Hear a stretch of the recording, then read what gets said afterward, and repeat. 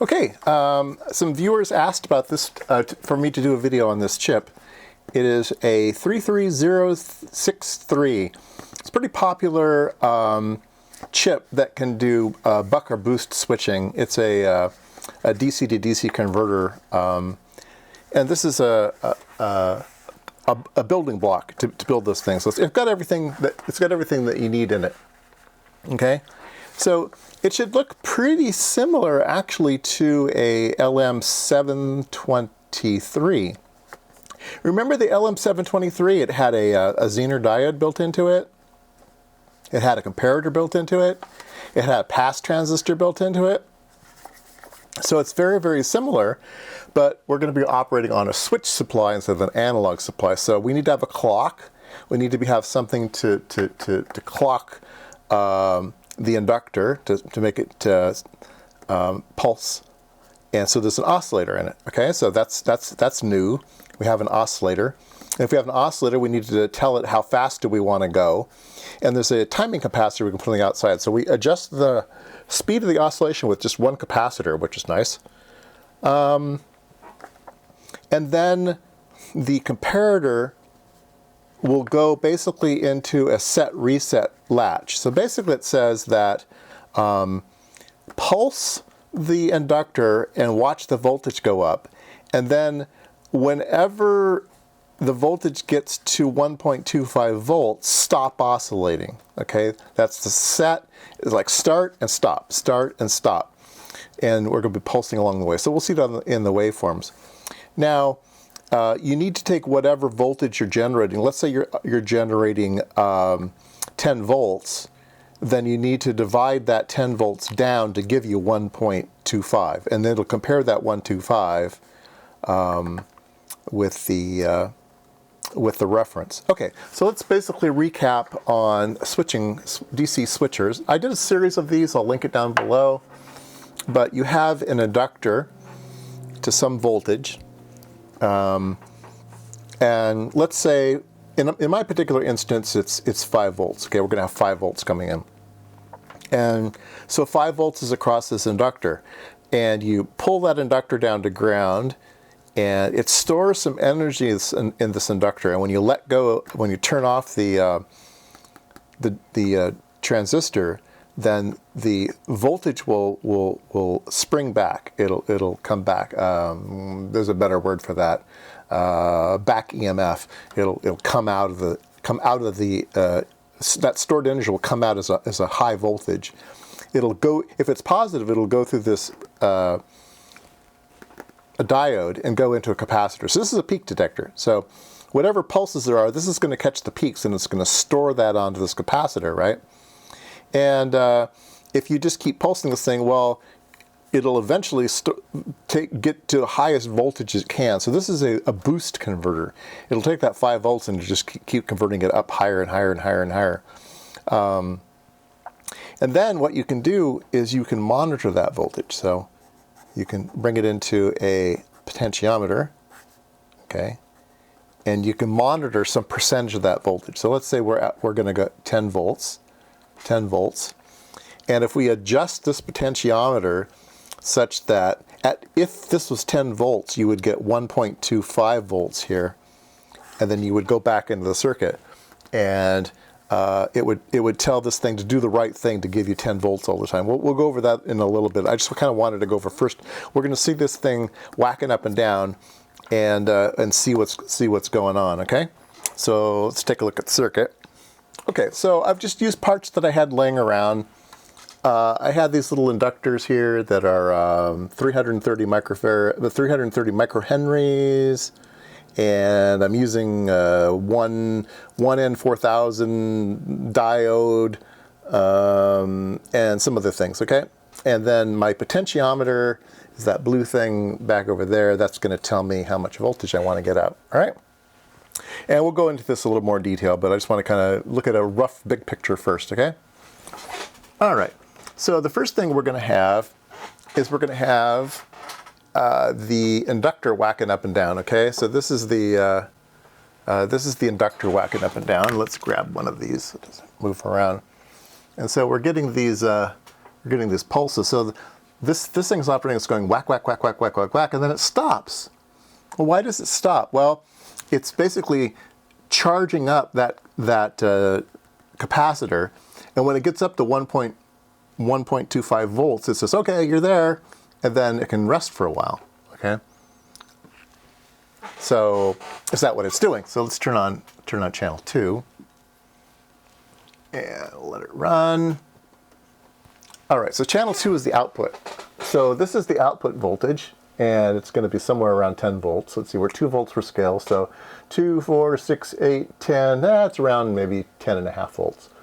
And so you can see that we're charging up, and when we get to that 1.25 volts, it says, okay, you're done.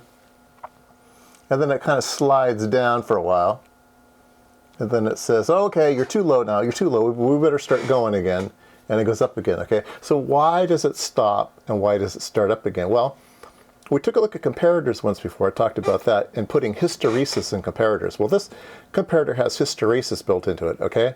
So it's going to fire at maybe 1.25 volts and then maybe at 1.1 volts. So maybe it's 1.25 going up and then maybe 1.2 coming down. Let's do that. 1.25 going up and then 1.2 coming down. So when it gets up to 1.25, it doesn't just kind of rattle around there. It says, okay, I'm kind of done. I'm going to let it slide down.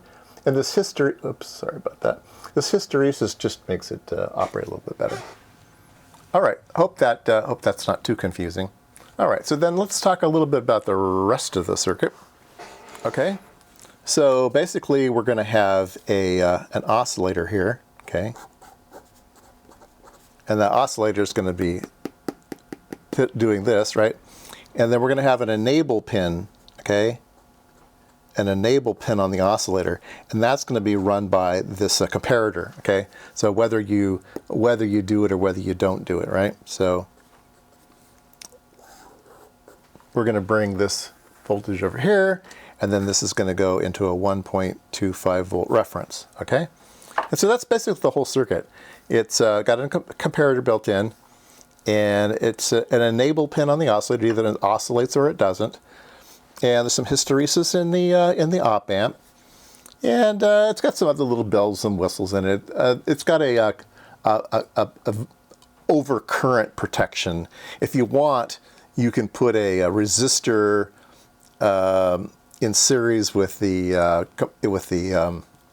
you can put in a series here, and you can monitor that voltage across that resistor. And if it's getting too big, you say, oh, you're putting too much current in your inductor, and you can have it shut down. Most of the time, people don't use that.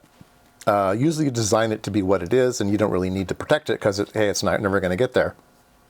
But that's this little iSense, okay? So let's look at their...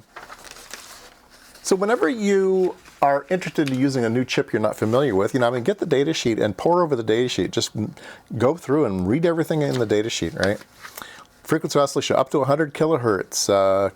It can source an amp and a half. Now, an amp and a half, you say, oh, amp and a half, I can create an amp and a half switching regulator. No, it means that you can pull half an amp through the inductor. You can't get an amp and a half out the output. You'll get a couple hundred milliamps out the output. But all right, so here's their circuit. And so it's very, very common that if you're going to use this chip, you're probably just going to copy the application note. Okay, that's what most people do. That's what most engineers do. They just say, okay, the people who designed this thing made an application circuit, and they know this one works, and then you know it works, and then you don't have to become an expert in the part. You just copy what other people have done, right? Stand on the shoulder of giants. Anyway, so in here is 12 volts. It's buffered with a capacitor, fine. It's got this 0.22 ohm resistor across the inductor to measure the current. So if you want to add, that's 0.22 ohms. Kind of a funny thing. You can just, if you don't need to measure the current, like in my circuit, I don't bother. I just short that out. So you put in 12 volts both on pin 6 and pin 7. It's fine. And then the inductor is here, and here's the transistor to ground. And then here's your diode that takes out the peaks and puts it on this capacitor, and then that's your output. Okay, this is extra here. Is if you want to filter it, because it's going to be real noisy because it's choppy, you can put an LC filter in the output to clean it up, right? But that's usually not part of the normal circuit. It uses a fancy diode. It uses a fast switching Schottky diode. A good thing to do. And what else do you need to know? I mean, the parts are very, very simple. There's really not a lot going on here. They have it just this voltage divider set up so that they get 28 volts. And it says 28 volts at 1.75 milliamps. So that's all they get out of this thing is 1.75 milliamps, right? All right. If you want to use it at different conditions and stuff, then you need to run through the data sheet and do calculations and stuff. So, you know, unless you're the expert on this chip, you can get yourself in trouble. But you might as well try it. You know, a bunch of equations and stuff. You can step up, you can step down, different configurations. Yeah, there we go. So we're this particular one is being loaded down with a 500 ohm resistor. That's our output right now. So if we had, let's see, if we had 10 volts. 500 ohms, it's 20 milliamps. It's drawing 20 milliamps right now. All right, so let's turn this thing back on. And let's go ahead and turn the adjustment, okay? So I'm going to change the potentiometer. And you can see I can make it lower, and I can make it higher. All right, there you go. Brief introduction to this chip. Basically has all this stuff in it. This is the basically the chip's got all that stuff in it, right? This is the IC over here. It's got the reference, the comparator. It's got the oscillator with an enable. It's got an input for the comparator. It's got the transistor, pretty heavy duty transistor, right? 1.5 amps. And yeah, there you go. If you put the inductor up here, it's a boost converter, and if you put it down underneath, then you can turn it into a buck converter. But yeah, there you go.